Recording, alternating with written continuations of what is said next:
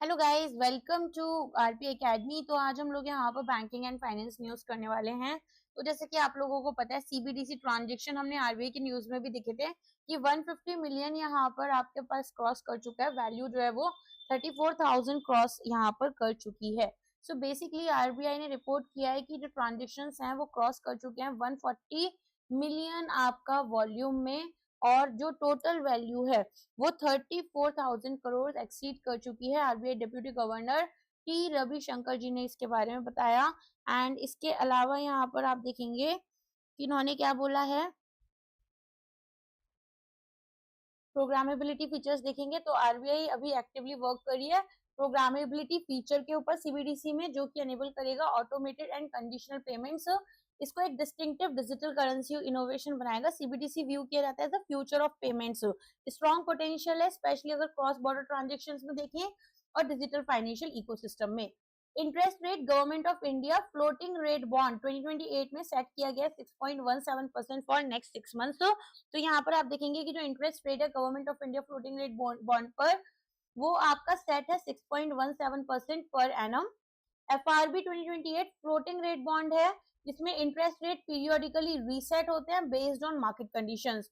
RBI floating rate saving bonds की अगर हम बात करें तो interest bearing taxable non tradable bonds हैं, जो कि इशू किए जाते हैं यहाँ पर गवर्नमेंट ऑफ इंडिया के through with the maturity period of 7 years. Interest rate linkage, interest rate linked रहते हैं to national saving certificate rate. Additional 0.35% का स्प्रेड है above NSC.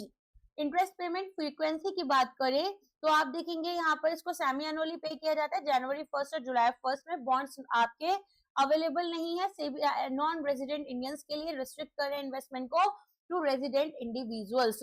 Investment limit, minimum investment limit हमारी 1000 रुपीज है, और यहाँ पर फिर उसके मल्टीपल्स में होती है। कोई भी मैक्सिमम इन्वेस्टमेंट लिमिट नहीं है, कितना भी अमाउंट यहाँ पर आप इन्वेस्ट कर सकते हैं। सब्सक्रिप्शन आपको अगर करना है तो कैश में up to 20,000 rupees, cheque, draft या इलेक्ट्रॉनिक मोड्स में। सेबी ने लॉन्च करा special platform SEBI Setu investment advisers के लिए। अब इसको एक बार चेक कर लेते हैं। तो यहाँ पर आप देखेंगे हमारे पास securities and exchange board of India ने लॉन्च करा एक डिजिटल प्लेटफॉर्म, जिसको हम सेबी सेतु बोलते हैं। एक्सपेंड कर रहे हैं अपना बेस इन्वेस्टमेंट एडवाइजर्स का। प्लेटफॉर्म एक्ट करेगा as a single window interface, simplify करेंगे रजिस्ट्रेशन और कंप्लायंस प्रोसेसेस हमारे एडवाइजर्स के लिए। देन यहाँ पर आप देखेंगे कि एम कर रहे हैं एड्रेस करने का gap between over 22 crore demat accounts and less than 1000 registered investment advisers in India. End to end guidance Setu यहाँ पर प्रोवाइड करेगा end to end regulatory guidance, जो इसमें कंप्लायंस इजियर होगा। एनकरेज करेंगे मोर प्रोफेशनल्स को कि वो एडवाइजरी स्पेस में एंटर करें। ठीक है। देन यहाँ पर आप देखेंगे सेबी के बारे में लिखा हुआ है। सेबी क्या है? स्टैट्यूटरी एपेक्स रेगुलेटरी बॉडी है सिक्योरिटीज कमोडिटीज मार्केट के लिए। तो वेंचर कैपिटल, मर्चेंट फंड्स, या फिर आपके यहाँ पर जितनी भी चीजें हैं, मर्चेंट बैंकर्स हो गए, है ना, म्यूचुअल फंड्स हो गए, ये सारी चीजें यही रेगुलेट करता है। Equities market and commodities market, so सारी चीजों को देखता है। अप्रैल 12 1992 में स्टैब्लिश हुआ था। हेडक्वार्टर मुंबई में है, दलाल स्ट्रीट पर। एंड देन तुहिन कांता पांडे इसके चेयरमैन है। सेबी एक्सटेंड कर रहा है IPO approval validity eases MPS norms till 30 सितंबर। तो यहाँ पर सेबी ने यहाँ एक्सटेंड करा है IPO approval validity. Minimum public shareholding norms जो है उनको भी यहाँ पर ईज कर दिया है वन टाइम रिलीफ की तरह, ताकि जो कंपनीज आईपीओ प्लान कर रही हो, मार्केट वोलेटिलिटी बहुत ज्यादा है, वीक इन्वेस्टर सेंटीमेंट देखा जा रहा है, ग्लोबल अनसर्टेनिटीज हैं, तो उसकी वजह से ऐसा किया गया है। तो अंडर एग्जिस्टिंग रूल्स कंपनीज जो है उनको लॉन्च करना होगा आईपीओ 12 महीने के अंदर अंदर सेबी के अप्रूवल के, लेकिन एडिशनल यहाँ पर टाइम ऑफ फ्लेक्सिबिलिटी दे दी जाती है।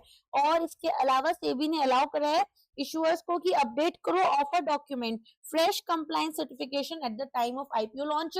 एंड अगर बात करें एमपीएस की, तो एमपीएस में इन्होंने बोला है कि पीनल एक्शंस जो हैं वो हमारे पास में तब तक नहीं लगेंगे अगर मान लो, देखो इसमें क्या होता है, थोड़ा आपने शायद पुरानी, अगर आप मेरी क्लासेस पहले से देखते आ रहे हो तो आपने देखा होगा कि गवर्नमेंट को भी बोला गया था कि जो पीएसयूज में यहाँ पर उन्होंने आईपीओ लॉन्च किया था, वहां पर मिनिमम पब्लिक शेयर होल्डिंग 25% तक आपको लेकर आनी होगी।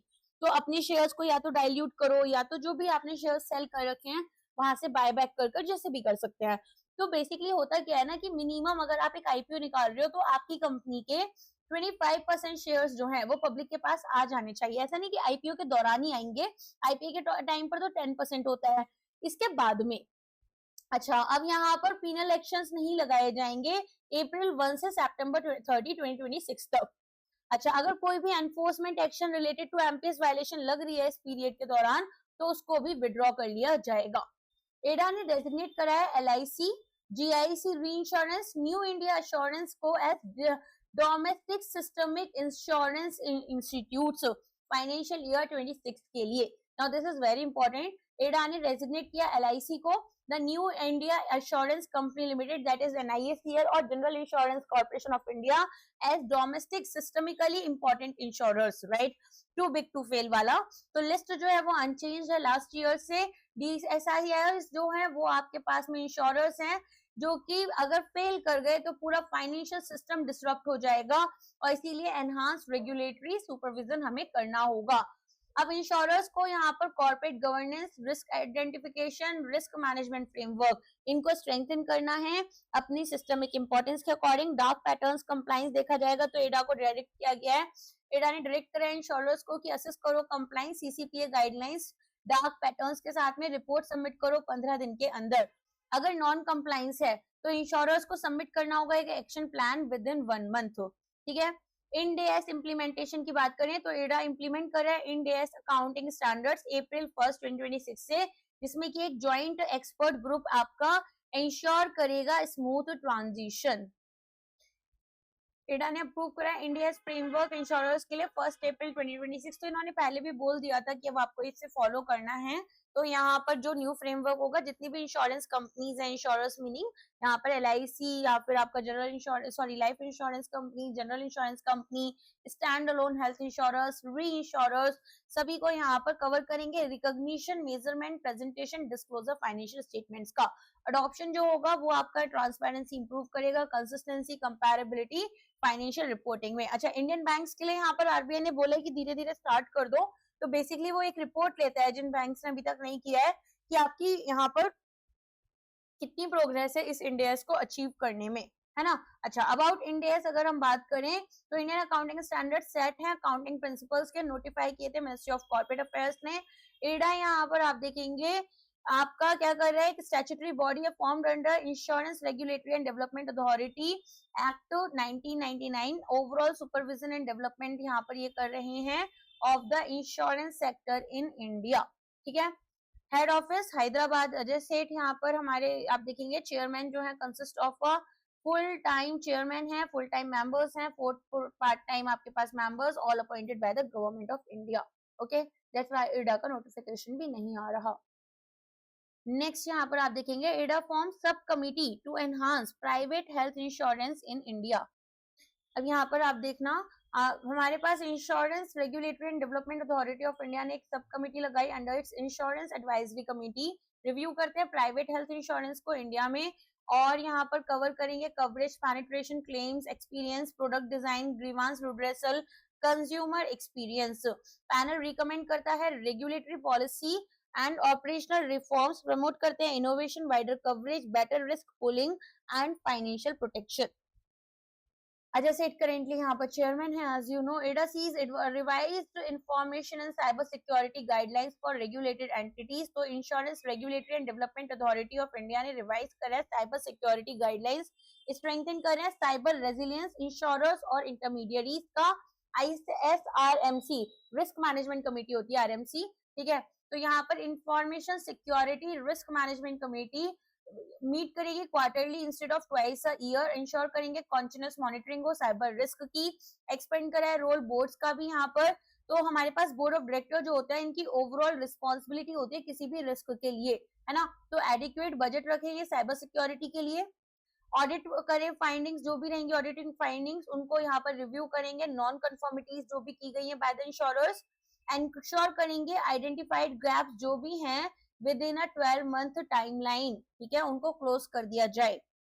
न्यू आईटी स्टीयरिंग कमेटी इन्होंने बिठाई है जिसमें कि technology strategy, procurement, data protection, IT, business और रेगुलेटरी गोल्स के साथ में अलाइन करेगा। एंटिटी सबमिट करेंगे साइबर सिक्योरिटी ऑडिट रिपोर्ट 30 दिन के अंदर अंदर, कंप्लाई करेंगे digital personal data protection act के साथ में। NSE IGX हाँ एंड ज्वाइन करे, बेसिकली यहाँ पर साथ में आ गए हैं ताकि इंडिया का पहला domestically branch marked natural gas futures को यहाँ पर लेकर आ पाए। So national stock exchange of India ने इंडियन गैस एक्सचेंज के साथ में डिसाइड करा है एक्सचेंज ट्रेडेड डेरिवेटिव्स को लेकर आना based on domestic natural gas prices. तो एक्सचेंज उसमें क्या हो सकता है, फ्यूचर और ऑप्शंस हो सकते हैं। तो यहाँ पर नेचुरल गैस फ्यूचर कॉन्ट्रैक्ट्स रहेंगे, बेंचमार्क जो होगा IGX का गैस इंडेक्स ऑफ इंडिया, ठीक है, इसको फॉलो करते हुए रहेगा, रिफ्लेक्ट करेंगे real market based gas pricing. Initiative ने अप्रूवल लिया है आपका सेबी से और लॉन्च डेट जो है वो अनाउंस की जाएगी जल्दी ही। National stock exchange of India 1992 में आया था, इसको नेशनल स्टॉक एक्सचेंज यहाँ पर भी बोला जाता है। इंडियन स्टॉक एक्सचेंज मुंबई में है, आशीष कुमार चौहान MD हैं, CEO जो है वो NSE के यहाँ पर, ये इसके अलावा एंड NSDL जो है वो इसका बेसिकली 14 इंडियन बैंक्स और NSE साथ में मिलकर लेकर आए थे। NSE लॉन्च कर रहे हैं dated Brent crude oil futures, collaborate कर रहे हैं S&P ग्लोबल के साथ में। तो नेशनल स्टॉक एक्सचेंज ने पार्टनरशिप की है S&P ग्लोबल एनर्जी के साथ में। अगर ये नहीं समझ आ रही ना न्यूज आपको, तो मेरा डेरिवेटिव्स का लेक्चर है, आपको मिल जाएगा, है ना, अगर आप सर्च करोगे प्लेलिस्ट में जाकर फाइनेंस वाली तो आपको मिल जाएगा, या फिर आप उस पर्टिकुलर टाइम स्टैम्प से देख सकते हैं जो मेरे वन शॉट्स हैं। बहुत अच्छे से मैंने आपको बहुत डिटेल में समझा रखा है एग्जांपल्स के थ्रू, तो बिल्कुल क्लियर हो जाएगा। On Platts benchmark initial product, exchange यहाँ पर इनिशियली इंट्रोड्यूस कर रहे हैं फ्यूचर्स कॉन्ट्रैक्ट को linked to Platts dated Brent crude oil, एक ग्लोबली रिकॉग्नाइज्ड प्राइसिंग बेंचमार्क है। इंडियन पार्टिसिपेंट्स को क्या बेनिफिट होगा, तो अलाउ करेंगे इंडियन पार्टिसिपेंट्स को एक्सेस करो international crude oil prices regulated domestic platform के थ्रू। नेक्स्ट यहाँ पर सेबी लॉन्च कर रहा है स्पेशल प्लेटफॉर्म। अच्छा ये तो अपन कवर कर चुके हैं न्यूज को, ये यहाँ पर रिपीट हो गई है। सेबी ने एक्सटेंड करा है IPO अप्रूवल वैलिडिटी। ओके एक सेकेंड, ये शायद मेरे ख्याल से ना कुछ न्यूज रिपीट हो गई हैं। हाँ यहाँ से आएगा। PPFAS एसेट मैनेजमेंट को अप्रूवल मिला है PFRDA से स्पॉन्सर करने के लिए पेंशन फंड्स अंडर NPS। तो PPFAS एसेट मैनेजमेंट अप्रूवल मिला है pension fund regulatory and development authority act करेंगे as sponsor of pension funds under the national pension system.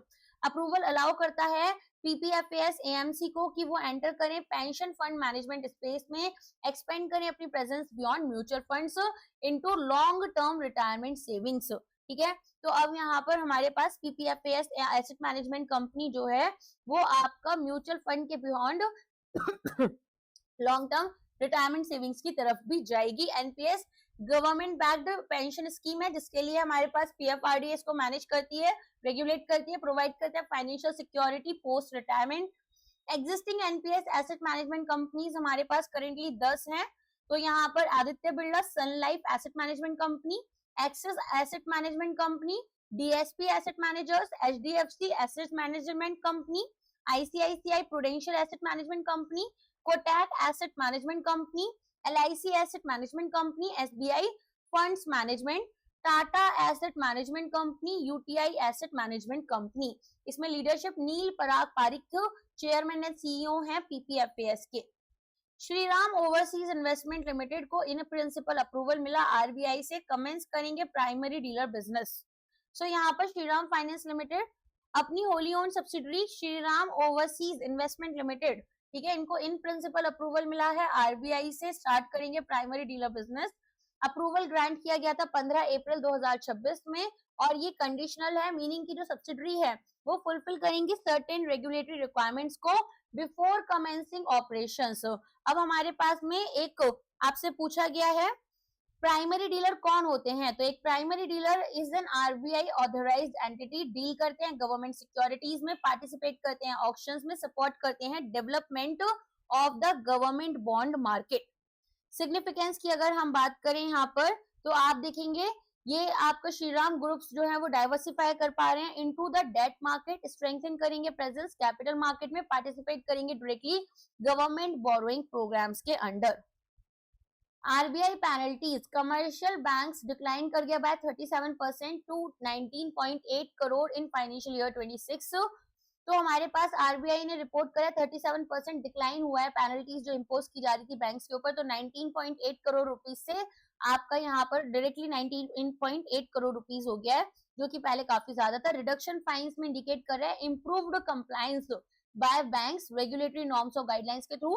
Comparison देखें तो आरबीआई ने इम्पोज करा है मॉनेटरी पेनल्टीज 19.8 करोड़ का कमर्शियल बैंक्स के ऊपर फाइनेंशियल ईयर 26 में, as against 31.4 crore in financial year 25, even as number of penalties जो है वो आपकी 35 ही थी। ठीक है, तो पेनल्टीज सेम है बट यहाँ पर जो अमाउंट है वो कम हो गया है। तो पहले जो अमाउंट था वो 31.4 करोड़ था, जो कि अब गिरकर 19.8 करोड़ रुपीस हो चुका है। तो यहाँ पर कंप्लाई नहीं कर पा रहे हैं केवाईसी नॉर्म्स के साथ में, कैटेगराइज नहीं कर रहे कस्टमर्स को on the basis of risk. तो यहाँ पर ना इनकी अलग अलग रेटिंग दी जाती है ताकि आपको पता चले कि भाई यहाँ पर कैसा है हमारा कस्टमर, कितना रिस्क एसोसिएटेड है। तो ए प्लस प्लस, ए प्लस, फिर ए होता है, फिर बी होता है, फिर सी होता है और डी होता है। इस तरह से ये रेटिंग्स होती है कस्टमर्स की। ठीक है, क्रेडिट रेटिंग्स आर डिफरेंट, वो ट्रिपल ए, ट्रिपल बी और वो सारी अलग होती हैं। रिस्क के अकॉर्डिंग जो इनको क्लासिफाई करना है वो ये वाली रहती है। अलॉट करेंगे multiple customer IDs instead of unique one. ठीक है, इसके अलावा यहाँ पर ट्रांसफर करना अनक्लेम डिपॉजिट्स को डेफ में वो भी नहीं करते हैं, depositor education and awareness fund में। तो वो 10 साल तक अगर इनऑपरेटिव अकाउंट है तो डेफ में फंड भेजना चाहिए, वो भी नहीं भेजते हैं। लार्जेस्ट फाइन आपका अंडर 3.3 करोड़ रुपीस था, जो कि जम्मू एंड कश्मीर बैंक के ऊपर लगा था। कंप्लायंस कर्व अगर हम देखें तो आपको पता ही है बैंक जो है अब थोड़ा लोअर पेनल्टीज पे कर रहे हैं। सेबी साइन कर चुका है एमओयू डिपार्टमेंट ऑफ टेलीकम्युनिकेशन, इसके अलावा फाइनेंशियल इंटेलिजेंस यूनिट इंडिया, ताकि स्ट्रेंथन करें action against financial frauds and market abuse. तो सेबी ने एमओयू साइन करा है department of telecommunication and financial intelligence unit India के साथ में, स्ट्रेंथन कर रहे हैं actions financial fraud and market abuse के अगेंस्ट, ताकि रियल टाइम इंफॉर्मेशन शेयरिंग हो, कोऑर्डिनेटेड एनफोर्समेंट रहे और यहाँ पर एक integrated technology driven regulatory approach हमारी आए। SEBI dot agreement digital intelligence platform, यहाँ पर आप देखेंगे यूज करेंगे डिजिटल इंटेलिजेंस प्लेटफॉर्म ताकि ट्रैक करें मिसयूज टेलीकॉम रिसोर्सेज का, लाइक सिम्स, कॉल्स, मैसेजिंग, जो कि ऑफन यूज होता है साइबर फ्रॉड्स में एंड स्टॉक मार्केट में। अब यहाँ पर एनहांस करेंगे early detection, surveillance, faster enforcement action. SEBI FIU MOU देखें तो एंटी मनी लॉन्ड्रिंग, सेबी ने यहाँ पर आपका फोकस करा कि मनी लॉन्ड्रिंग और इलिसिट फाइनेंशियल फ्लोस के अगेंस्ट काम करेंगे, इसको कॉम्बैट करेंगे, अलाइन करेंगे ग्लोबल स्टैंडर्ड्स जैसे कि Egmont principles and prevention of money laundering act 2002। Data sharing benefits की बात करें तो रेगुलर डेटा शेयरिंग हो रही है सेबी और एफआईयू के बीच में, ताकि यहाँ पर फाइनेंशियल इंटेलिजेंस इंप्रूव हो, इन्वेस्टिगेशन हो, ट्रैकिंग कर पाए सस्पिशियस ट्रांजेक्शन की कैपिटल मार्केट्स में। FIU and central national agency है, रिस्पॉन्सिबल है रिसीव करना, प्रोसेस करना, एनालाइज करना, डिसमिनेट करना इंफॉर्मेशन जो कि सस्पेक्ट फाइनेंशियल ट्रांजेक्शन से रिलेटेड है, कोऑर्डिनेट करते हैं efforts against money laundering and financing of terrorism.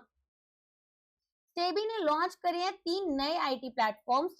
तो यहाँ पर आप देखेंगे इनहांस करना है ease of doing business, transparency, cyber security oversight. 3 platforms कौन से हैं? SubComs, e education portal and cyber SAC audit compliance. तो हमारे पास में यहाँ पर एक एक स्पेसिफिक रेगुलेटरी फंक्शन ये परफॉर्म करेंगे। सबसे पहले SubComs, unified communication platform, email based interaction को रिप्लेस करता है, सेंट्रलाइज्ड रिकॉर्ड्स को एंश्योर करता है, audit trails, strong institutional memory और प्रिवेंट कर रहा है fragmented communication. E education portal digitise करेंगे क्वाजी जुडिशियल प्रोसीडिंग्स, अनेबल करेंगे एंटिटीज को कि एक्सेस करें, नोटिस सबमिट करें, रिप्लाईज अटेंड करें, हियरिंग्स ऑनलाइन, इंप्रूव करें transparency and efficiency. CySAC cyber SAC audit compliance, AI enabled cyber security supervision tool, analyse करेंगे cyber audit reports को, identify करेंगे कंप्लायंस गैप्स और रिस्क को प्रोवाइड करेंगे data driven insights better regulatory decisions के लिए। SEBI यहाँ पर फाउंड किया गया था regulating entity for Indian securities market. ठीक है, तो बेसिकली कैपिटल मार्केट बोलना ज्यादा बेटर होता है। तो ये आपका अप्रैल 12, 1992। फाइनेंशियल इंटेलिजेंस यूनिट पीएफआरडीए ने भी आपस में एमओयू साइन किया है for the same purpose, anti money laundering को यहाँ पर बूस्ट करना है, टेरर फाइनेंसिंग को क्रैक डाउन करना है। सो आप देखेंगे एक एमओयू साइन हुआ ताकि एनहांस करें information sharing and coordination, strengthen करें एंटी मनी लॉन्ड्रिंग, कॉम्बैट करें फाइनेंसिंग ऑफ टेररिज्म फ्रेमवर्क। दोनों इंस्टीट्यूशंस कंडक्ट करेंगे joint outreach training programmes regulated और रिपोर्टिंग एंटिटीज के लिए। ठीक है, डिटेल्स पीएफआरडीए की स्टैट्यूटरी रेगुलेटरी बॉडी है, पीएफआरडीए एक्ट 2013 के अंडर आई थी, रिस्पॉन्सिबल है regulation development supervision pension sector का इंडिया में, एनपीएस और अटल पेंशन योजना को इंक्लूड करते हुए। शिवा सुब्रमण्यम रमन ये यहाँ पर इसके चेयरपर्सन है, फाउंड हुआ था 23 अगस्त 2003 में। सेंट्रल नेशनल एजेंसी रिस्पॉन्सिबल है for receiving, processing, analysing, disseminating information related to suspect financial transaction. SEBI extend करें not for profit registration validity stock social stock exchanges के लिए। तो यहाँ पर नॉर्म्स जो है एसएससी के लिए वो आपका रिलैक्स करा गया है ताकि हमारे जो नॉट फॉर प्रॉफिट ऑर्गेनाइजेशंस है वो फंड रेज कर पाए। बेसिकली होता क्या है, जैसे इन्होंने बॉन्ड्स यहाँ पर इशू किए तो बॉन्ड्स में अब वो क्या रहेगा, zero coupon zero principal bonds, कि ना आपको प्रिंसिपल वापस करना है और ना ही इंटरेस्ट पे करना है। ठीक है, तो इस तरह से फंड्स रेज कर पाते हैं। रजिस्ट्रेशन वैलिडिटी जो होगी वो 3 साल के लिए रहेगी, even if they do not raise funds immediately. Okay, अच्छा अगर बात करें यहाँ पर सब्सक्रिप्शन रिक्वायरमेंट वो कम कर दी गई है। तो रेगुलेटर ने बोला है कि भाई रेगुलेटर कौन से भी मिनिमम सब्सक्रिप्शन रिक्वायरमेंट जो होगी zero coupon zero principal bonds के लिए 75% से 50% है। जैसे अगर सेबी आईपीओ के लिए बात करें तो 90% शेयर सब्सक्राइब होने चाहिए, अदरवाइज वो जो आईपीओ है वो कैंसिल हो जाएगा। ऐसे ही यहाँ पर जब सोशल स्टॉक एक्सचेंज पर सब्सक्रिप्शन चाहिए तो मिनिमम 50% फंड यहाँ पर रेज हो जाना चाहिए। ठीक है, मिनिमम 50% जो आपके बॉन्ड्स या सिक्योरिटीज जो भी हैं उनको लोग परचेज कर लें। एसएससी कंडक्ट करते हैं ड्यू डिलीजेंस, इंश्योर करते हैं कि फंड्स हमारे लोअर सब्सक्रिप्शन लेवल के अंडर ही आपके इफेक्टिवली यूटिलाइज हो रहे हैं प्रोजेक्ट इंप्लीमेंटेशन के लिए। अगर मिनिमम सब्सक्रिप्शन नहीं हो पाता है तो फंड्स रिफंड कर दिए जाएंगे। एनपीओ डिस्क्लोज करेगा क्या प्लान्स हैं जो रिमेनिंग कैपिटल है उसके लिए और इम्पैक्ट यहाँ पर अगर फंडिंग शॉर्टफॉल हुआ। सेबी बोर्ड ने अप्रूव करा एक प्रपोजल की शार्पली रिड्यूस कर दो मिनिमम इन्वेस्टमेंट इंडिविजुअल इन्वेस्टर की यहाँ पर 1000 रुपीज तक। ठीक है, तो वो पहले कर दी गई थी। अच्छा, सेबी स्ट्रेंथन कर रहा है एसएससी इकोसिस्टम को, इंप्रूव कर रहे हैं fund raising efficiency social enterprises के लिए और चैनलाइज कर रहे हैं ज्यादा capital towards social impact initiative. SEBI ने अलाउ करा आईपीओ बाउंड कंपनीज को कि जो फ्रेश इशू साइज है उसको रिड्यूस कर दें अप टू 50% बिना refiling DRHP that is draft red herring prospectus. तो यहाँ पर propose relaxation IPO bound companies के लिए कि अब अपना जो इशू साइज है वो आप 50% तक यहाँ पर रिड्यूस कर सकते हैं। आपको दोबारा से ड्राफ्ट डॉक्यूमेंट्स फाइल नहीं करनी है। आरएसपी में क्या होता है, कंपनी को ना तो अपने शेयर साइज बताने हैं और ना शेयर प्राइस। ठीक है, वो फाइनल प्रोस्पेक्टस में बताते हैं। तो कंपनीज रीफाइल करती हैं आईपीओ पेपर्स को अगर उनका साइज चेंज हुआ है बाय मोर देन 20%, वो चीज अब हटा दी है। अब ये रिवाइज साइज यहाँ पर फास्ट ट्रैक अप्रूवल के लिए बाय सेबी यहाँ पर सबमिट कर सकते हैं, ईजिंग प्रोसीजरल डिलेज। तो यहाँ पर एड्रेस करें वीक इन्वेस्टर सेंटीमेंट जो है, मार्केट में बहुत ज्यादा वॉलेटाइल हो चुके हैं तो जियोपॉलिटिकल टेंशंस की वजह से, और आपका स्पेशली यहाँ पर वेस्ट एशिया में। अच्छा, ये जो रिलैक्सेशन है ये केवल सितंबर 30 तक ही रहेगी, उसके बाद नहीं रहेगी। कंडीशनल है on no change in the core objective of fund utilisation. Additional relief measures आप देखेंगे, एक्सटेंड कर रहे हैं आईपीओ वैलिडिटी डेडलाइंस, रिलैक्स कर रहे हैं minimum public shareholding norms for affected companies. India का यूपीआई जो है वो कंप्लीट कर चुका है 10 साल अपने ऑपरेशंस के। सो India's UPI has completed 10 years of its operation, जिसमें आप देखेंगे कि ओवर द डिकेड यूपीआई ने ट्रांसफॉर्म करा, एक पायलट प्रोग्राम से बैकबोन बन गया इंडियन पेमेंट्स का। साथ में ट्रांजिशन कर रहे हैं from the nation from a cash led economy to a real time digital payment system. इसके अलावा हमारे पास में 2016 में national payment corporation of India ने लॉन्च किया था यूपीआई को। 2016 में आइडिया था कि ये आपका थोड़ा रेडिकल रहे अपनी सिंप्लिसिटी में एंड कोई भी अकाउंट नंबर्स जो है वो मेमोराइज करने की जरूरत ना पड़े, कॉम्प्लेक्स इनपुट जैसे अकाउंट नंबर, आईएफएससी कोड ये सब यहाँ पर नहीं देने पड़े, फिर वरना उसको गूगल करते थे, कभी कभार गलत होते थे, है ना, तो वो सारे हेडिक से बच जाते हैं। तो पहले 216 बैंक थे 2021 में, अब 691 बाय जनवरी 2026, तो ग्रोथ काफी बढ़ गई, मतलब जितने बैंक्स ने इसे अडॉप्ट करा था। इसके अलावा ट्रांजैक्शन वॉल्यूम तो यूपीआई प्रोसेस कर चुका है 21.70 बिलियन ट्रांजैक्शंस जनवरी 2026 अलोन। अकाउंट करते हैं 81% of all retail digital transactions India में। इसको डोमिनेंट पेमेंट सिस्टम बना रहे हैं। According to international monetary fund, UPI world का largest real time payment system है बाय वॉल्यूम। इवोल्यूशन अगर ब्रॉडर प्लेटफॉर्म में देखें तो यूपीआई लाइट सपोर्ट करते हैं quick small value payments, UPI auto पे स्ट्रीमलाइन करते हैं रिकरिंग एक्सपेंसेस जैसे कि utility bills and subscription. International expansion में यूपीआई ने अब ऑपरेशनल हो गया है, लिंक करा है पेमेंट सिस्टम को मल्टीपल कंट्रीज में, UAE, Singapore, Bhutan, Nepal, Sri Lanka, France, Mauritius and Qatar. UPI process कर रहे हैं 128.5 बिलियन ट्रांजेक्शन 2025 में।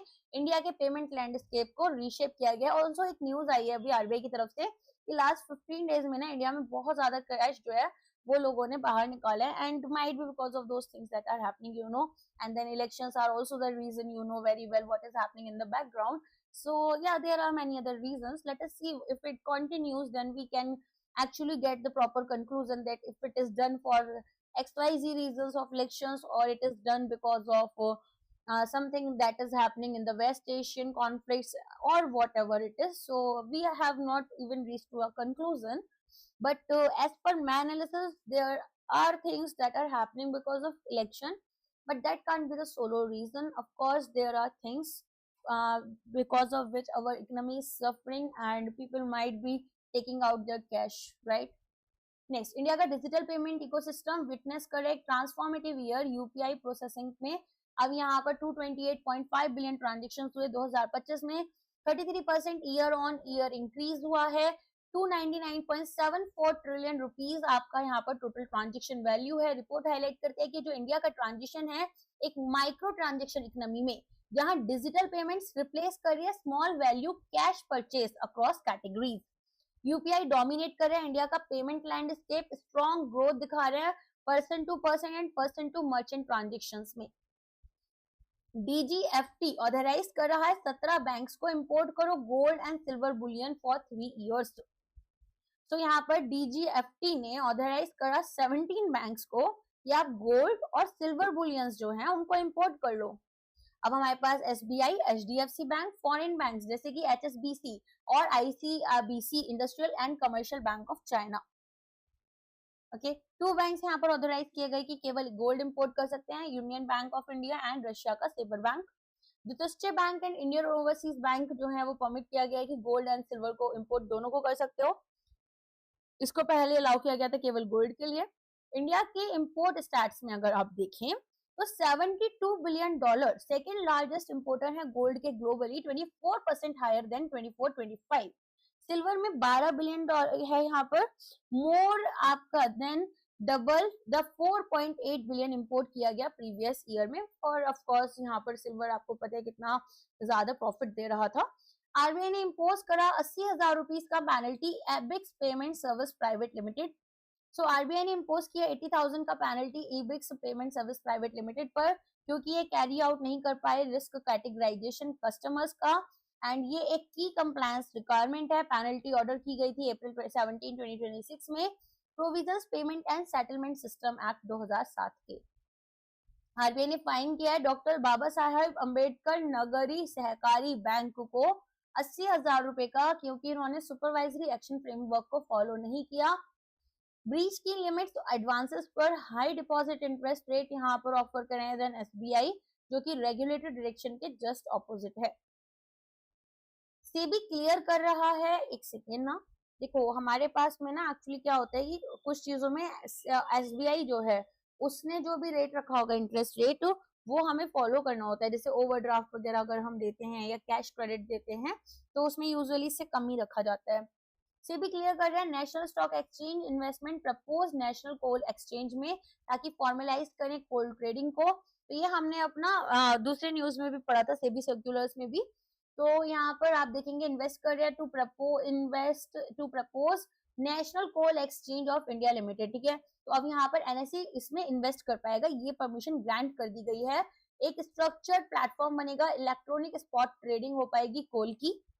अब हमारे पास में स्टैंडर्डाइज्ड कॉन्ट्रैक्ट्स होते हैं, ट्रांसपेरेंट प्राइस डिस्कवरी होगी, एफिशिएंट सेटलमेंट मैकेनिज्म होगा, फिजिकल या कैश डिलीवरी जो भी हमें करवानी है ठीक है, तो वो आपको पता ही है किस तरीके से यहाँ पर आपके पास में फ्यूचर कॉन्ट्रैक्ट्स काम करते हैं। अगेन अगर डेरिवेटिव्स का चैप्टर नहीं देखा है प्लीज देख लो।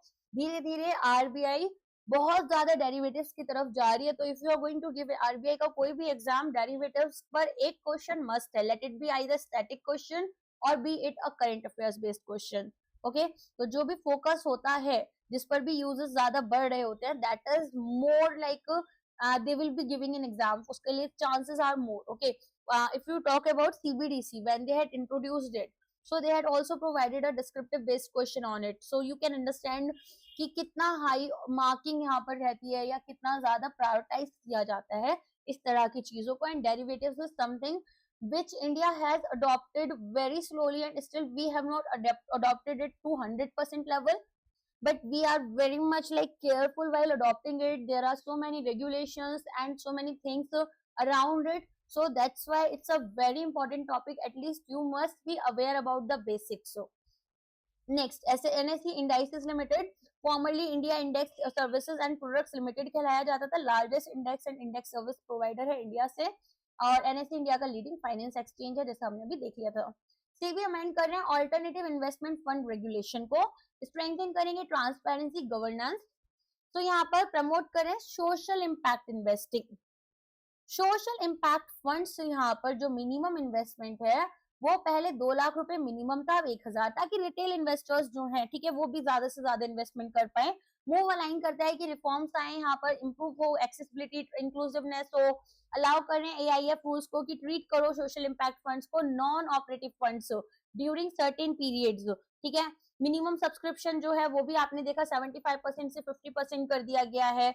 तो बेसिकली अब ये चाहते हैं कि लोग ज्यादा से ज्यादा सोशल स्टॉक एक्सचेंज में अपना इन्वेस्टमेंट करें, ताकि जो हमारे इन्वेस्टर्स हैं वो भी यहाँ पर कंट्रीब्यूट कर पाए towards social causes. Health insurance coverage India में इंक्रीज कर रहा है significantly over past 8 years. Rural coverage जो है वो अर्बन को सरपास कर चुका है, of course because of the initiative that they have taken. So आप देखेंगे एनएसएस रिलीज हुआ अप्रैल 2026 में, हेल्थ इंश्योरेंस कवरेज इंडिया में एक्सपेंड कर रहा है dramatically over the past 8 years. Rural coverage 47.4% और अर्बन का 44.3% है।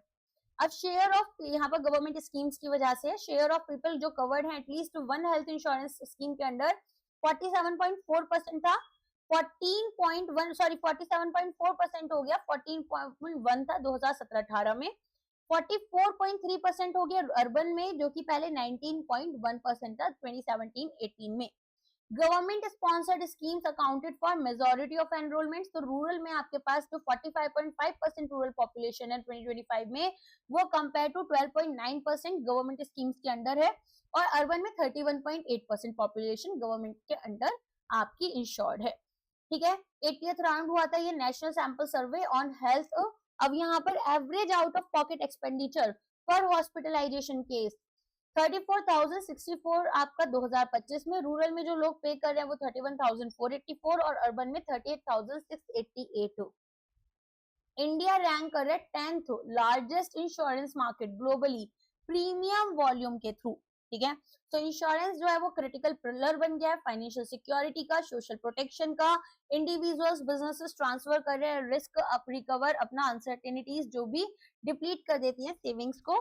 तो सेक्टर जो है वो स्ट्रेंथन हो रहा है under the vision insurance for all by 2047, ये ईयर याद रखना, जो कि एडा यहाँ पर लीड कर रहा है। और आप देखेंगे universal coverage across life health and property.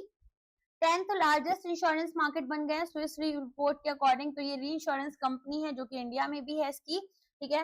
And यहाँ पर बेसिकली इंडियन ब्रांच भी है इसकी। मार्केट शेयर 1.8% का है। 10 हमारे पास में ग्लोबल री इंश्योरेंस कंपनी और एक यहाँ पर इंडियन है GIC, ठीक है। Share of insurance and pension funds house hold financial assets में 29.6% हो गए, जो कि पहले 28.6% थे। FDI लिमिट इंश्योरेंस में 100% हो गई अंडर द सबका बीमा सबकी रक्षा एक्ट 2025। इंश्योरेंस पेनिट्रेशन 3.7% हो गया, पहले ये 3% था, ठीक है। 2.7 लाइफ इंश्योरेंस और नॉन लाइफ में ये 1% है। Gross premiums written for direct life and non life insurance business as percentage of GDP, ये होता है आपका पेनिट्रेशन, ठीक है। यहाँ पर आपके पास में कितना प्रीमियम का आप पेमेंट कर रहे हैं, अगर जीडीपी के अकॉर्डिंग यहाँ पर देखें तो परसेंटेज टर्म्स में निकालते हैं। इंश्योरेंस डेंसिटी ये आपका $97 हो गया, ये हमेशा डॉलर्स में निकाला जाता है, तो कितना प्रीमियम है अपॉन कितना पॉपुलेशन है, टोटल पॉपुलेशन, तो पर कैपिटा हम निकालते हैं। प्रेजेंटली 74 इंश्योरर्स हैं जो ऑपरेशनल है। डिस्ट्रीब्यूशन नेटवर्क 83 लाख एजेंट्स का, point of sales person and institutional partners. Amendment यहाँ पर इंश्योर कर रही है अनइंटरप्टेड सर्विसेज, सपोर्ट कर रहे हैं पॉलिसी होल्डर्स को, प्रमोट कर रहे हैं ease of doing business. One time registration है इंश्योरेंस इंटरमीडियरीज जो कि इंश्योर कर रहे हैं seamless operation, better service continuity. एडा ने अप्रूवल थ्रेशोल्ड रखा है शेयर ट्रांसफर्स के लिए 1% से 5%, सिंप्लीफाई कर रहे हैं कंप्लायंसेस को। नेट ओन फंड रिक्वायरमेंट अगर फॉरेन री इंश्योरर्स हैं तो पहले 5,000 करोड़ था, अब 1,000 करोड़ कर दिया है, तो ग्रेटर री इंश्योरेंस पार्टिसिपेशन और कैपेसिटी इंडिया में आएगी। जीएसटी आपको पता ही है, सभी इंडिविजुअल लाइफ इंश्योरेंस और हेल्थ इंश्योरेंस पॉलिसी से हटा दिया गया था, ठीक है। तो यहाँ पर मेरा अगस्त में जाता है प्रीमियम सितंबर में इन्होंने हटा दिया, मैंने एनुअल प्रीमियम पे किया था। NABARD bimonthly survey 69.5% rural household expect करते हैं income to increase next financial year. So bimonthly survey conducted by national bank for agriculture and rural development March 2026, 69.5% rural household expect कर रहे हैं कि उनकी जो इनकम है वो इंक्रीज हो जाएगी नेक्स्ट फाइनेंशियल ईयर में। और ये लोएस्ट लेवल पीपल जो एक्सपेक्ट कर रहे हैं इनकम को, income rise in the coming year, ठीक है। तो rural economic condition and sentiments के अकॉर्डिंग एक साल पहले 72.2% हाउस होल्ड एक्सपेक्ट कर रहे थे कि उनकी इनकम बढ़ेगी, फिर यहाँ पर 75.9% हाउस होल्ड एक्सपेक्ट कर रहे थे कि उनकी इनकम बढ़ जाएगी, है ना। अब यहाँ पर केवल 69.5% कर रहे हैं। पॉजिटिव इंडिकेटर परसेंटेज जो है expecting decreases in income next year fell to 4.6%, ठीक है। तो जिन घरों की इनकम कम हुई है वो नंबर अभी यहाँ पर 4.6% हो गया है। इसके अलावा नेक्स्ट न्यूज यहाँ पर आप देखेंगे अबाउट द सर्वे, नबार्ड का ये यहाँ पर rural economic condition and sentiment survey हर 2 महीने में अक्रॉस इंडिया होता है। कैप्चर करता है quantitative indicators, household perception relating to income, consumption, inflation, credit, investment expectation, ठीक है। सारस्वत कोऑपरेटिव बैंक पहला अर्बन कोऑपरेटिव बैंक बन गया इंडिया में जो कि 1 लाख करोड़ का मार्क, अपना टोटल बिजनेस मार्क यहाँ पर क्रॉस कर चुका है। सो अब आप यहाँ पर देखेंगे माइलस्टोन जो अचीव हुआ है यहाँ पर हाईलाइट कर रहे हैं। अप्रैल 2026 में यूनियन होम मिनिस्टर और मिनिस्टर ऑफ कॉर्पोरेशन ने कांग्रेचुलेट करा बैंक को इसके माइलस्टोन के लिए। तो यहाँ पर स्ट्रॉन्ग लेगेसी है 108 साल की, ट्रस्ट, स्टेबिलिटी और कंसिस्टेंट ग्रोथ पर बना है। अच्छा, कोइंसाइडिंग माइलस्टोन ये रहा कि अमूल जो है वो भी आपका Gujarat cooperative milk marketing federation cross कर चुका है 1 लाख करोड़ का टर्नओवर मार्क, फर्स्ट कोऑपरेटिव बना है एफएमसीजी सेक्टर में। सारस्वत बैंक यहाँ पर कोऑपरेटिव बैंक एस्टैब्लिश हुआ था 1982 में, हेडक्वार्टर्ड है मुंबई महाराष्ट्र, चेयरमैन है इसके गौतम ठाकुर। बैंक ऑफ बड़ौदा का ग्लोबल बिजनेस क्रॉस कर चुका है 30 लाख करोड़ का माइलस्टोन। तो यहाँ पर आप देखेंगे ये पहली बार ऐसा हुआ है 30.78 लाख करोड़ जो है मार्च 2026 में ये अपना रेट रीच कर चुके हैं। बैंक रिकॉर्ड करे 13.93% year on year growth global business में। अच्छा, इसके अलावा ग्लोबल डिपॉजिट्स ग्रो कर गए 12% से 16.48 लाख करोड़ में, ग्लोबल एडवांसेस इंक्रीज कर गए by 16.23 year on year basis से 14.30 लाख करोड़ पर। बैंक ऑफ बड़ौदा यहाँ पर इंडियन पब्लिक सेक्टर बैंक है, हेडक्वार्टर्ड वडोदरा गुजरात में। डॉक्टर देवादत्ता चंद एमडी और सीईओ हैं बैंक ऑफ बड़ौदा के। लॉन्च कर रहे हैं बॉम्ब संवाद, AI powered multilingual conversational platform है। यहाँ पर आप देखेंगे ये वैसे न्यूज हमने ना ईएसआई में कवर कर लिया तो अभी दोबारा नहीं करेंगे, बस थोड़ा सा समझ लो। AI powered multilingual conversational platform है जो कि कस्टमर इंटरेक्शन को ब्रांचेस में एनहांस कर रहा है। 12 इंडियन लैंग्वेजेस को सपोर्ट कर रहा है और AI driven speech and language technology accurate natural translation के लिए और एंटायरली इन हाउस इसको डेवलप किया गया है। Mizoram cooperative apex bank limited include किया जा चुका है second schedule of RBI act के अंडर। सो यहाँ पर आपसे पूछा जा सकता है कि लेटेस्ट कोऑपरेटिव एपेक्स बैंक कौन सा था, कोऑपरेटिव बैंक कौन सा था जिसको आपने, या फिर स्टेट कोऑपरेटिव बैंक जिसको ऐड किया गया है सेकंड शेड्यूल के अंदर। तो यहाँ पर आरबीआई के stringent criteria, capital adequacy, reserves, depositor safety, इन सबको ये यहाँ पर फॉलो कर रहे हैं और रिलायबल है banking operation and public trust के लिए। बोरो कर सकते हैं फंड्स डायरेक्टली आरबीआई से, क्लियरिंग हाउस ऑपरेशंस में पार्टिसिपेट कर सकते हैं, ग्रेटर क्रेडिटेबिलिटी होगी inter bank and government transaction में। Qualification criteria, minimum paid up capital और रिजर्व एटलीस्ट 5 लाख रुपए की और सेटिस्फाई करेंगे आरबीआई को। यहाँ पर इसके ऑपरेशन साउंड, फाइनेंशियल स्टेबल, डिटर्मिनेंटल नहीं होने चाहिए डिपॉजिटर इंटरेस्ट के लिए। आरबीआई इम्पोज कर रहा है 41.8 लाख का पेनल्टी बंधन बैंक के ऊपर फॉर नॉन कंप्लायंस। 80,000 रुपीज का यहाँ पर पेनल्टी लगेगा मुथूट हाउसिंग फाइनेंस के ऊपर।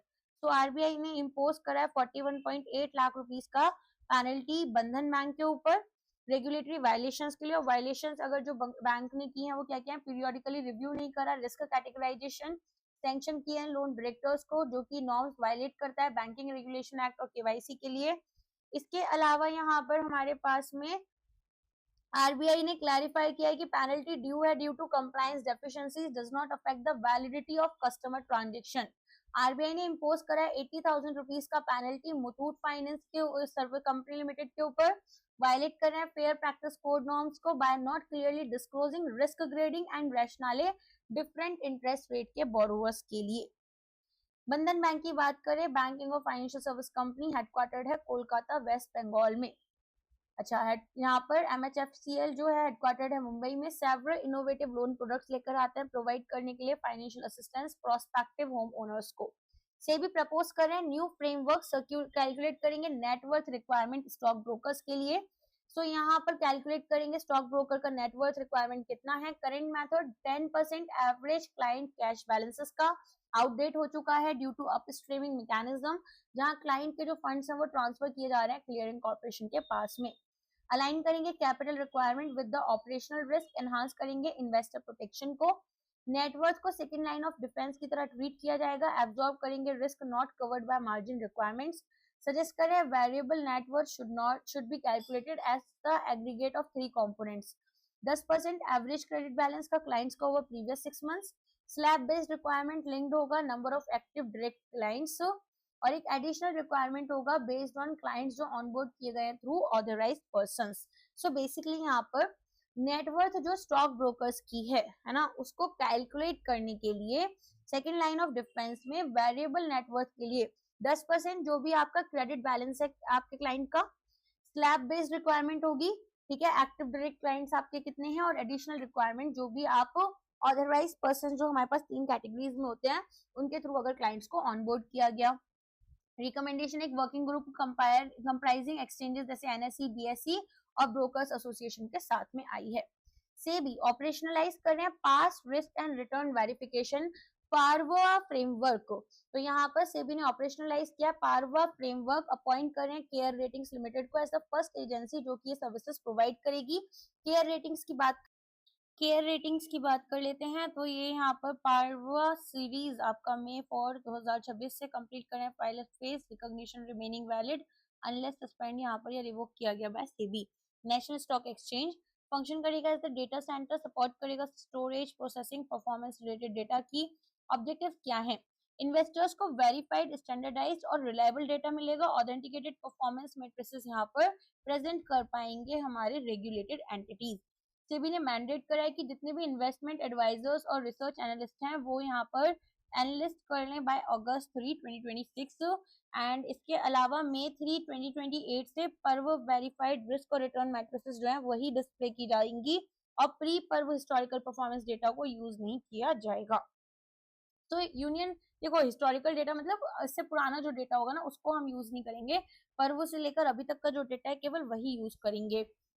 मिशन जागरूक सेबी का nationwide investor awareness initiative है। 30th foundation day securities and exchange board of India, इसके अलावा union finance minister Nirmala Sitharaman ji थी जिन्होंने की ग्रोइंग साइबर सिक्योरिटी रिस्क के बारे में बात किया। AI driven cyber attacks financial institution पर डिस्टर्ब कर सकते हैं मार्केट को। तो मिशन जागरूक एक nation wide investor awareness initiative start करा है। सेबी को बोला है कि भाई एक्सपेंड करो पब्लिक अवेयरनेस कैंपेन्स को, cyber security and cyber resilience framework 2025 के ऊपर काम करो, data analytics and digital forensic lab. SEBI check tool जो कि यहाँ पर अलाउ करेगा डिटेक्ट करने में फ्रॉड्स को, अलाउ करेगा इन्वेस्टर्स को वो इंटरमीडियरीज को यहाँ पर वेरीफाई करें उसके बाद ही अपने ट्रांजेक्शन्स करें। एंड बाकी आपको सेबी के बारे में पता ही है, यहाँ से अवेयरनेस रीड कर सकते हो। सिंगापुर टॉप सोर्स है एफडीआई इक्विटी इनफ्लोज का अप्रैल दिसंबर 2026 फाइनेंशियल ईयर, जिसमें कि 17.6 बिलियन डॉलर्स जो है हमें यहाँ पर रिसीव हुए हैं। So department for promotion of industry and international trade, Singapore top source बना एफडीआई इक्विटी इनफ्लोज का, जिसमें कि आप देखेंगे 37% शेयर रहा total. United States 16% share, Mauritius 10%, Japan और यूएई टॉप 5 इन्वेस्टर कंट्रीज के अमंग रहे। इंडिया को 47.87 बिलियन डॉलर का इन्वेस्टमेंट मिला है। 7.8 बिलियन डॉलर आपका यूएस से आया और 4.8 बिलियन डॉलर मॉरिशस से।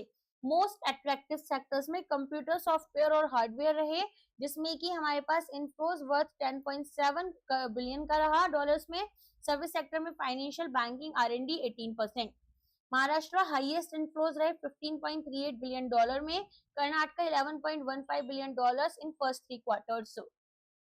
GFCI 39 न्यूयॉर्क अब यहाँ पर लीड कर रहा है। गिफ्ट सिटी आउटशाइन कर चुका है मुंबई और दिल्ली को। तो ग्लोबल फाइनेंशियल सेक्टर इंडेक्स आ चुका है, जिसमें कि यहाँ पर ZEN ग्रुप जो है वो इसको रिलीज करता है। तो पहला वाला एडिशन आया था मार्च 2007 में। अब यहाँ पर सिटी ऑफ लंदन जो है वो भी इसको मतलब बेसिकली ZEN ग्रुप के साथ में लॉन्च करते हैं। तो GFCI पब्लिश किया जाता है ट्वाइस एवरी ईयर, मार्च और सितंबर में। तो जब आप IFSC का एग्जाम देते हो एक क्वेश्चन इस इंडेक्स से डेफिनेटली आता है, जो भी लेटेस्ट वाला होगा। तो यहाँ पर international financial community, policy makers, investors इसको यूज करते हैं।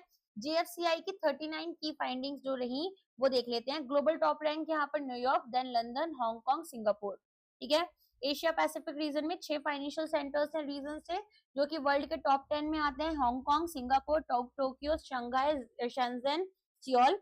इंडियन सिटीज की बात कर लेते हैं तो गिफ्ट सिटी 46 रैंक पर आ गई है, मुंबई आपकी 52nd पर और न्यू दिल्ली 54th पर। ठीक है। पे पॉइंट इंडिया पहला फिनटेक बना आरबीआई के सेंट्रलाइज पेमेंट सिस्टम को ज्वाइन करने के लिए। सो फर्स्ट प्राइवेट फिनटेक है, मेंबरशिप मिला है सेंट्रलाइज पेमेंट सिस्टम में, ऑपरेट करेगा बाय आरबीआई। एक मेजर शिफ्ट इंडिया के पेमेंट इकोसिस्टम में हो रही है। सीपीएस एक्सेस केवल बैंक्स को मिलती थी, जैसे आपको पता भी होगा एनबीएफसी को भी नहीं मिलती है। तो यहाँ पर हमारे पास में सिलेक्ट इंस्टीट्यूशन जैसे एनपीसीआई और सीसीआईएल को। तो अब यहाँ पर डायरेक्ट एक्सेस, आरटीजीएस की, नेफ्ट की इनको मिल जाएगी और बिना किसी पार्टनर बैंक के ऊपर रिलाई किए हुए। कंपनी अलॉट किया गया इसका खुद का आईएफएससी कोड और करेंट और सेटलमेंट अकाउंट्स डायरेक्टली आरबीआई के साथ मेंटेन कर पाएंगे। Core infrastructure, secure, efficient financial transaction के लिए ऑफर करें 24/7 पेमेंट कैपेबिलिटीज। फोन पे इंडिया का पहला पेमेंट एप्लीकेशन बना जो कि क्रॉस करेगा 10 बिलियन मंथली यूपीआई ट्रांजैक्शन। तो यहाँ पर आप देखेंगे फर्स्ट यूपीआई ऐप क्रॉस कर रहा है 10 बिलियन मंथली ट्रांजेक्शन रिकॉर्ड। यहाँ पर 10.50 बिलियन ट्रांजेक्शन आपके मार्च 2026 में, 46.4% by volume, 49.1% by value. Processing transaction worth 14.48 lakh crore rupees. UPI यहाँ पर रिकॉर्ड करता है 22.64 बिलियन ट्रांजेक्शन, जिसमें कि 29.53 लाख करोड़ वैल्यूएशन रहा, वॉल्यूम 22.64 बिलियन ट्रांजेक्शन। ठीक है। गूगल पे सेकंड लार्जेस्ट प्लेयर बन गया है फोन पे के बाद में विद 7.53 बिलियन ट्रांजेक्शन और पेटीएम यहाँ पर 1.77 billion transaction. Also Paytm payment bank अकेला ऐसा पेमेंट बैंक है जिसका लाइसेंस कैंसिल किया गया है। एनपीसीआई मार्केट कैप टारगेट, तो यहाँ पर इन्होंने बोला है कि किसी भी सिंगल यूपीआई ऐप को बिलो 30% ही रखेंगे मार्केट कैप, ताकि यहाँ पर कॉन्सेंट्रेशन ना हो। और यहाँ पर अभी तक ये कैप जो है वो एनफोर्सेबल तो नहीं हो पाया है, लेकिन आगे देखते हैं। यहाँ पर जेपी मॉर्गन डाउनग्रेड कर रहे हैं इंडियन इक्विटीज को न्यूट्रल फ्रॉम आउट ओवरवेट। तो यहाँ पर अब हमारे पास में इन्होंने बोला है कि जो ओवरवेट हो गया था बेसिकली हमारे पास एलिवेटेड ओवर जिसको बोलते हैं ना ओवर वैल्यूएशन पर था मार्केट, अब वो अपना नॉर्मल वैल्यूएशन पर आ गया है एमर्जिंग मार्केट पेयर्स के अकॉर्डिंग। सो एआई एक्सपोजर कंसर्न्स है, इंडिया जो है प्रोग्रेस कर रहा है स्टार्टअप एआई में, बेस्ट इन्वेस्टमेंट्स आ रही है डेटा सेंटर्स में, चिप डिजाइन सेंटर्स, लेकिन अभी भी सेक्टर्स में यहाँ पर आप देखेंगे कोई भी इंडियन इक्विटी में आपका बेसिकली कोई भी इंडियन इक्विटी ऐसी नहीं है जो एआई से रिलेटेड है। So specially large cap index की बात कर रहे हैं। Valuation gap MSCI EM index में नैरो हो चुका है, प्रीमियम ईज कर चुके हैं 65% from a peak of 109%, reflecting की यहाँ पर री रेटिंग की जरूरत है। जेपी मॉर्गन के बारे में बात करें, एक American multinational banking institution headquartered है न्यूयॉर्क सिटी में, इनकॉर्पोरेट हुआ डेलावेयर में। मॉनसून रिस्क यहाँ पर एक कंसर्न इन्होंने और बताया है। ऑफ कोर्स एग्रीकल्चर अफेक्ट होता है, एग्रीकल्चर अफेक्ट होता है तो उससे यहाँ पर आप देखेंगे एफएमसीजी सेक्टर, एग्रीकल्चर सेक्टर आपका इम्पैक्ट होता है, एंड इसी के साथ में कमोडिटीज वगैरह काफी सारी चीजें हैं जो कि अफेक्ट होती हैं। एचएसबीसी डाउनग्रेड करें इंडिया के इक्विटी मार्केट को अंडर वेट में। So global banking major HSBC ने डाउनग्रेड करा है इंडिया के इक्विटी मार्केट रेटिंग को अंडरवेट न्यूट्रल से, फ्लैग करें कंसर्न की भाई राइजिंग इन्फ्लेशन बहुत ज्यादा है, डोमेस्टिक डिमांड वीकन होती जा रही है, see Indian economy is suffering, you might not say it directly but you might have such examples. ठीक है, तो हमें चाहे कितना भी बोला जाए कि इतना ग्रोथ हो रहा है, इतना ग्रोथ हो रहा है, रियलिटी है कि पॉपुलेशन इतनी है ना, तो हमारे पास में कंजम्पशन बेस्ड जीडीपी एनीवेज आगे बढ़ेगा बढ़ेगा, but of course we are suffering as a country. तो एक्सपेक्ट कर रहे हैं 16% अर्निंग ग्रोथ यहाँ पर 2000। देखो, एक तो ये हो गया कि भाई वेस्ट एशिया कॉन्फ्लिक्ट है, तो ये तो बहुत बड़ा रीजन है ना। इसके अलावा हमारे पास में धीरे धीरे सिचुएशंस भी ऐसी आती जा रही है। पिछले 2-3 साल में अगर आप देखेंगे इंडियन इक्विटी मार्केट बहुत ज्यादा सफर कर चुका है। तो ये डाउनवर्ड आया है। मैक्रो इकोनॉमिक हेडविंड्स जैसे कि इन्फ्लेशन, ग्लोबल अनसर्टेनिटीज इंटेंसिफाई कर रहे हैं, इन्फ्लेशन जो है वो बढ़ रहा है तो इम्पैक्ट करेंगे फाइनेंशियल सेक्टर को, रिस्क एनपीएस का भी बढ़ रहा है, बोरोवर्स टाइटर फाइनेंशियल कंडीशंस को फेस करेंगे। एंड किसी भी कंट्री में चाहे इलेक्शन हो या नहीं हो, फ्री में पैसा बांटना सबसे बेकार चीज होती है उस कंट्री के लिए। ठीक है, सबसे बेकार चीज होती है। इट्स नॉट लाइक आपको रिसोर्सेज प्रोवाइड करने हैं ना, you provide them resources, you make them capable, you make them human resource, you have to make them human capital, you don't have to give them the free amount. सब खर्च हो जाता है और उससे जो इन्फ्लेशन बढ़ता है, उससे जो यहाँ पर आप देखेंगे कंट्री की जो ग्रोथ होती है वो कम हो जाती है, फिस्कल डेफिसिट इतना बढ़ जाता है।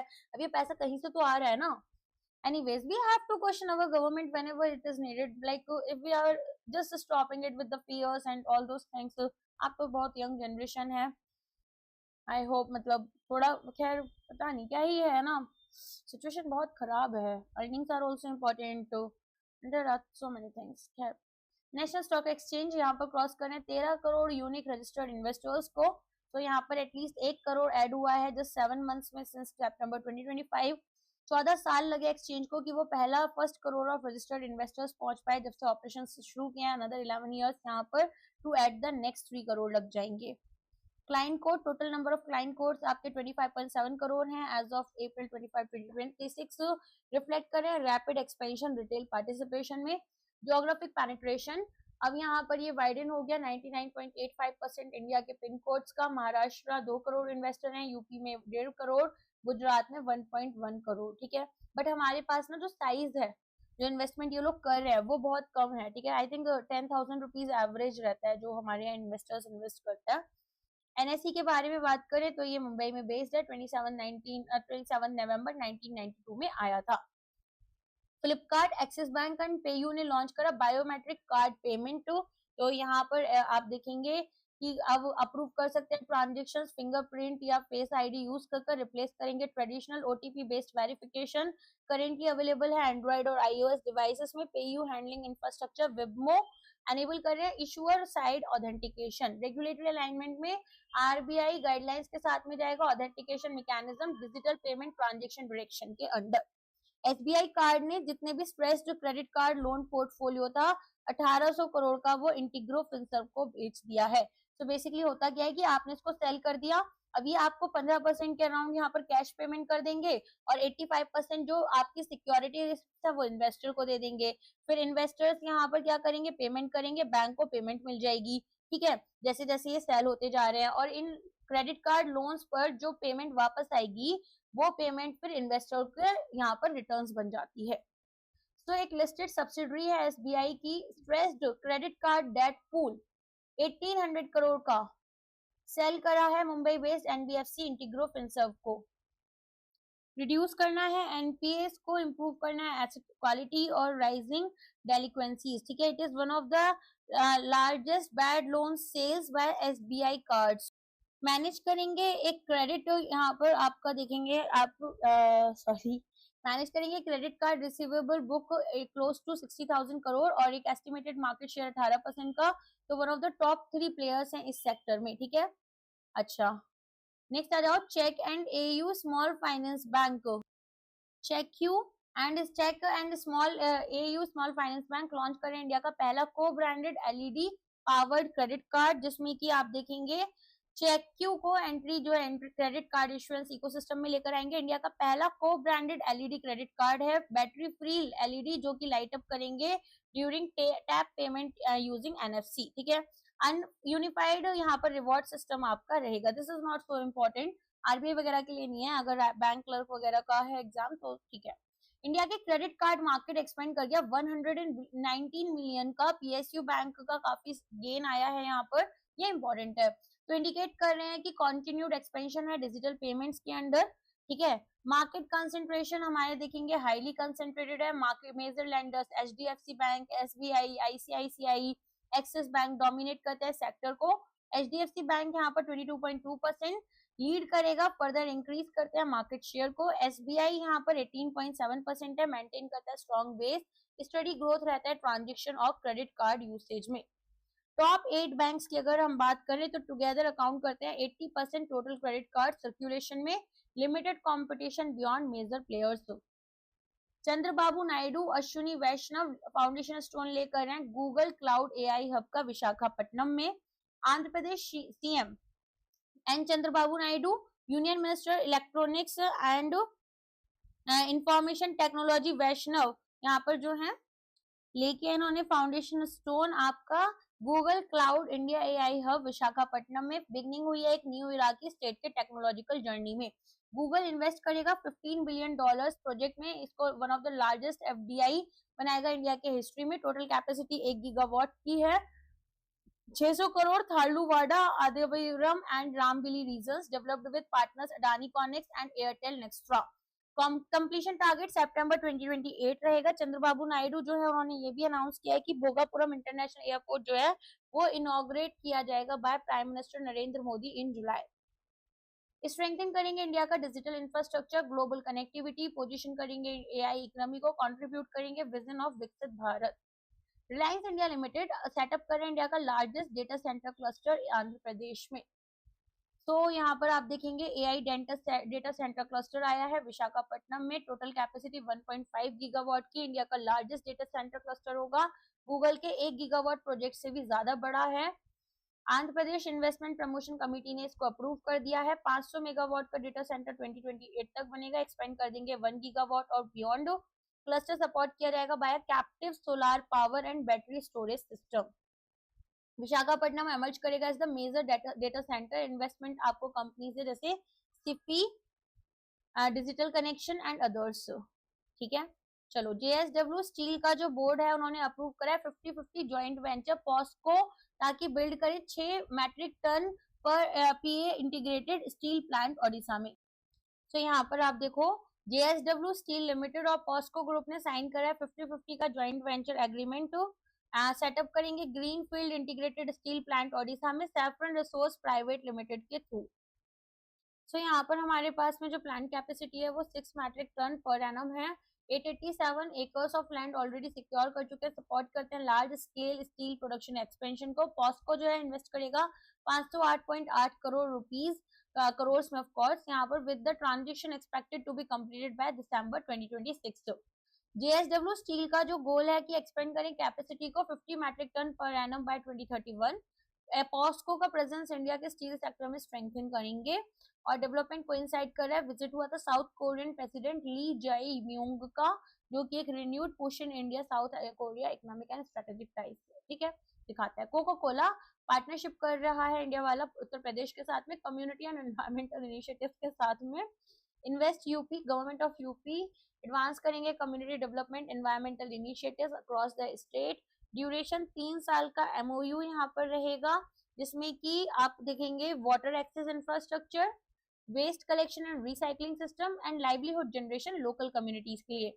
स्किल बिल्डिंग अपॉर्चुनिटीज इंप्रूव करेंगे लाइवलीहुड, स्पेशली आपका हाई फुटफॉल टूरिज्म एरियाज में, ठीक है। इसी के साथ में फाइनेंस न्यूज कंप्लीट हो जाती है। लाइक कर देना वीडियो को सबसे पहले। दूसरा, फाइल कहाँ मिलती है? फाइल मिलती है rpacademy.co.in की वेबसाइट पर मोर सेक्शन में जाकर करंट अफेयर्स के टैब में, और या फिर हमारी आरपीए की एप्लीकेशन पर, ठीक है। चलो आज के लिए बस इतना ही है एंड अब मिलेंगे हमारे नेक्स्ट वीडियो में। Thank you so much, bye bye, take care.